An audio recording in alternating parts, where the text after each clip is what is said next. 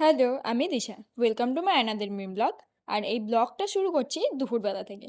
আর দেখো আকাশটা কি অপূর্ব দেখতে লাগছে যে কি বলবো। তাই ছাদে গিয়ে আমি একটু ঢং করছিলাম আর নিচে এসে খাওয়া দাওয়া করে নিয়েছিলাম। আর এই যে মাছ ভাত আর মাছের ডিম। আমি রিসেন্টলি এই বোতলটা কিনেছি যাতে আমি 2 লিটার জল খেতে পারি।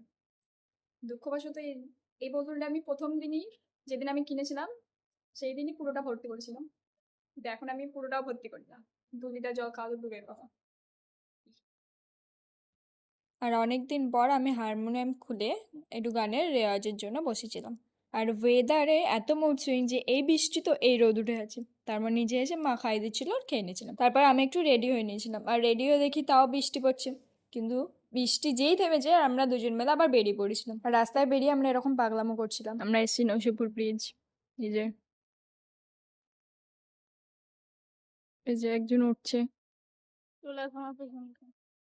হাই গাইস, আমরা ওই পার থেকে ওই পার যাচ্ছি। আর ভিউটা দেখো, এত সুন্দর লাগছে। আর একটু আগে বৃষ্টি হয়েছিল, সেটা আরো ওয়েদারটা আরো দারুণ। কিন্তু হাঁটতে ভীষণ ভয় লাগছে, মানে কি বলবো তা।